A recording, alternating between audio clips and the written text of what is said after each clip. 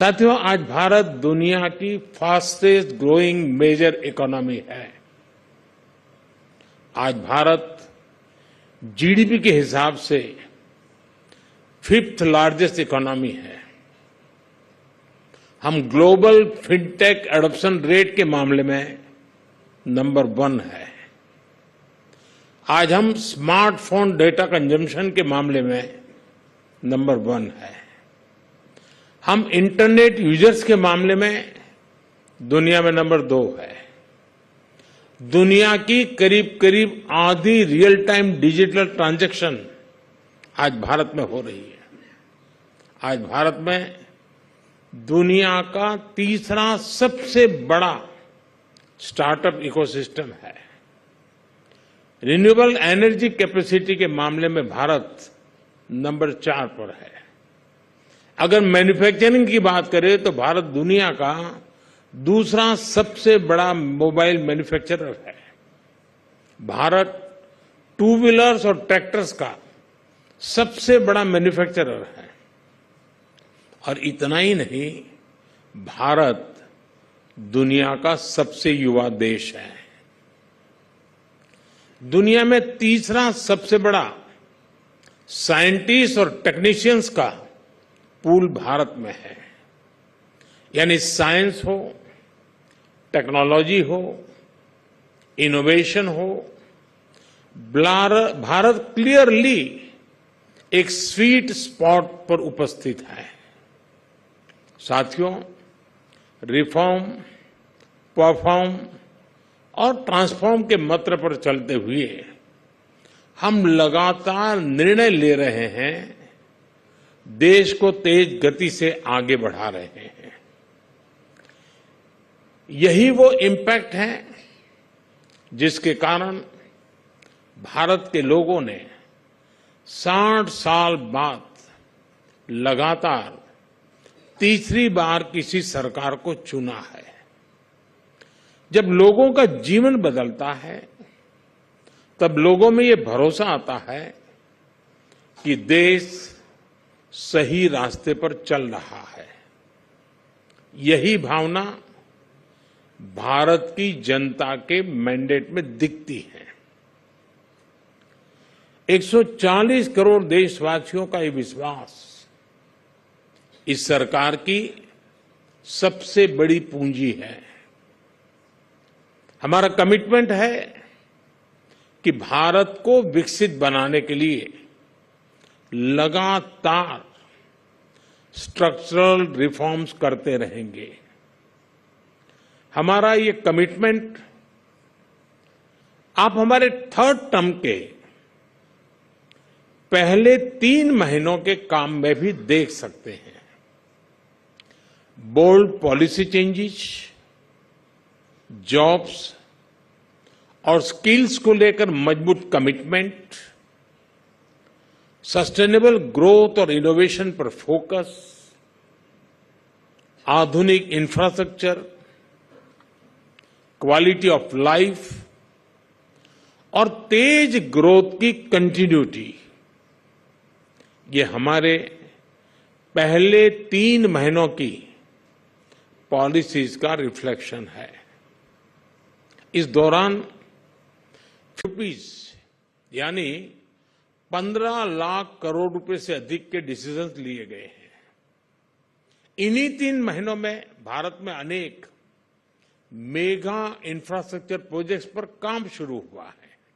पिछले साल हमारी इकोनॉमी ने हर प्रिडिक्शन से बाहर कहीं बेहतर किया।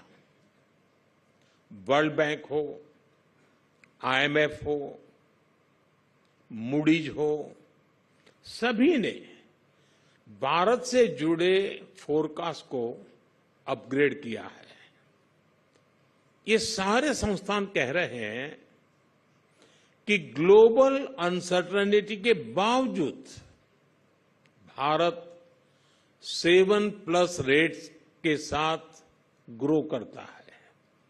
वैसे हम भारतीयों को पूरा कॉन्फिडेंस है कि हम इससे भी कहीं बेटर परफॉर्म करेंगे। फ्रेंड्स, भारत के इस कॉन्फिडेंस के पीछे कुछ ठोस कारण है। मैन्युफैक्चरिंग हो या फिर सर्विस सेक्टर, आज दुनिया भारत को इन्वेस्टमेंट के लिए पसंदीदा जगह मान रही है। ये कोई कोइंसिडेंस नहीं है, बल्कि बीते 10 साल में हुए बड़े रिफॉर्म्स का ही नतीजा है। इन रिफॉर्म्स ने भारत के मैक्रो इकोनॉमिक फंडामेंटल्स को ट्रांसफॉर्म कर दिया है। जैसा एक उदाहरण भारत के बैंकिंग रिफॉर्म्स का है। हमारे बैंकिंग रिफॉर्म्स ने बैंकों की फाइनेंशियल कंडीशन को तो मजबूत किया ही है, उनकी लैंडिंग कैपेसिटी को भी बढ़ाया है। इसी तरह जीएसटी ने अलग अलग सेंट्रल और स्टेट इनडायरेक्ट टैक्सेस को इंटीग्रेट किया है। इंसॉल्वेंसी एंड बैंक्रप्सी कोड यानी आईबीसी ने रिस्पांसिबिलिटी, रिकवरी और रिजोल्यूशन का नया क्रेडिट कल्चर डेवलप किया है। भारत ने माइनिंग, डिफेंस, स्पेस जैसे अनेक सेक्टर्स को प्राइवेट प्लेयर्स के लिए, हमारे यंग एंटरप्रेन्योर्स के लिए खोला है। हमने एफडीआई पॉलिसी को लिबरलाइज किया ताकि दुनिया भर के इन्वेस्टर्स के लिए यहां ज्यादा से ज्यादा अवसर बन सके। हम अपनी लॉजिस्टिक कॉस्ट और टाइम को कम करने के लिए आधुनिक इंफ्रास्ट्रक्चर पर फोकस कर रहे हैं। हमने बीते दशक में इंफ्रास्ट्रक्चर पर इन्वेस्टमेंट को अभूतपूर्व स्केल पर बढ़ाया है। साथियों, भारत ने प्रोसेस रिफॉर्म्स को सरकार की कंटिन्यूअस एक्टिविटीज का हिस्सा बनाया है। हमने 40,000 से ज्यादा कंप्लायंसेस को खत्म किया। कंपनीज एक्ट को डीक्रिमिनलाइज किया। ऐसे दर्जनों प्रोविजंस थे जिसके कारण पहले बिजनेस मुश्किल था, हमने उनमें बदलाव किया। कंपनी स्टार्ट करने, बंद करने, क्लियरेंस को आसान बनाने के लिए नेशनल सिंगल विंडो सिस्टम शुरू किया गया। अब हम राज्य स्तर पर प्रोसेस रिफॉर्म को गति देने के लिए राज्य सरकारों को प्रोत्साहित कर रहे हैं। साथियों, भारत में मैन्युफैक्चरिंग को गति देने के लिए हम प्रोडक्शन लिंक इंसेंटिव लेकर आए हैं। इसका इम्पैक्ट आज बहुत सारे सेक्टर्स में दिख रहा है। अगर मैं बीते 3 साल में ही पीएलआई के इम्पैक्ट की बात करूं तो करीब 1.25 ट्रिलियन यानी 1.25 लाख करोड़ रुपए का इन्वेस्टमेंट आया है। इससे करीब 11 ट्रिलियन यानी 11 लाख करोड़ रुपए का प्रोडक्शन और सेल्स हुई है। स्पेस और डिफेंस सेक्टर में भी आज भारत की ग्रोथ शानदार है। इन दोनों सेक्टर्स को ओपन किए अभी ज्यादा टाइम नहीं हुआ है। स्पेस सेक्टर में 200 से ज्यादा स्टार्टअप्स आ चुके हैं। आज हमारी टोटल डिफेंस मैन्युफैक्चरिंग का 20% कंट्रीब्यूशन हमारी प्राइवेट डिफेंस कंपनियों का है। साथियों, आज भारत का फोकस एआई और सेमीकंडक्टर जैसी क्रिटिकल टेक्नोलॉजीज पर भी है। इनमें हम काफी ज्यादा इन्वेस्टमेंट कर रहे हैं। हमारे एआई मिशन से एआई के क्षेत्र में रिसर्च और स्किल्स दोनों में वृद्धि होगी। इंडिया सेमीकंडक्टर मिशन के कारण 1.5 ट्रिलियन रुपए यानी 1.5 लाख करोड़ रुपए का इन्वेस्टमेंट हो रहा है। बहुत जल्द ही भारत के 5 सेमीकंडक्टर प्लांट्स दुनिया के कोने कोने में मेड इन इंडिया चिप्स पहुंचाने लगेंगे। आप सभी जानते हैं कि भारत एफोर्डेबल इंटेलेक्चुअल पावर का सबसे बड़ा सोर्स है। दुनिया भर की कंपनियों के 1700 से अधिक ग्लोबल कैपेबिलिटी सेंटर्स हैं जो आज भारत में काम कर रहे हैं। 10 साल से भी कम समय में भारत ग्लोबल इनोवेशन इंडेक्स की रैंकिंग में 81 से 39 स्थान तक पहुंचा है। यहां से हमें और आगे जाना है।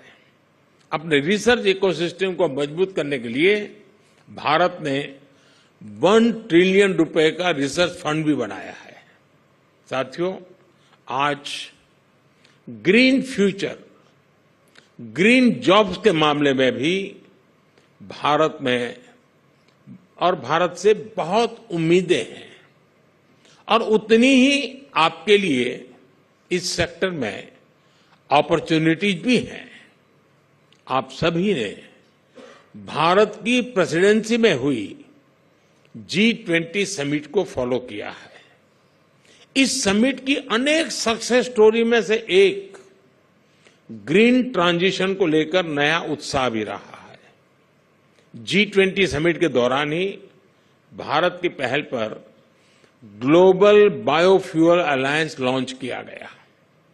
G20 के सदस्य देशों ने भारत के ग्रीन हाइड्रोजन एनर्जी डेवलपमेंट को मजबूती से समर्थन दिया। भारत में हमने इस दशक के अंत तक 5 मिलियन टन ग्रीन हाइड्रोजन के प्रोडक्शन का टारगेट रखा है। भारत में हम सोलर पावर प्रोडक्शन को भी माइक्रो लेवल पर ले जा रहे हैं। भारत सरकार ने पीएम सूर्यघर मुफ्त बिजली स्कीम शुरू की है। ये रूफटॉप सोलर स्कीम है, लेकिन इसका स्केल बहुत बड़ा है। रूफटॉप सोलर सेटअप के लिए हम हर फैमिली को फंड कर रहे हैं। सोलर इंफ्रा इंस्टॉल करने में भी सपोर्ट कर रहे हैं। अब तक 13 मिलियन यानी 1 करोड़ 30 लाख से ज्यादा फैमिलीज इसमें रजिस्टर हो चुकी है। यानी इतने लोग सोलर पावर प्रोड्यूसर बन चुके हैं। इससे हर फैमिली को ऑन एन एवरेज 25,000 रुपए की बचत होने वाली है। हर 3 किलोवाट सोलर बिजली पैदा करने पर 50 to 60 टन कार्बन डाइऑक्साइड का एमिशन भी रुकेगा। इस स्कीम से करीब 17 लाख जॉब्स पैदा होगी।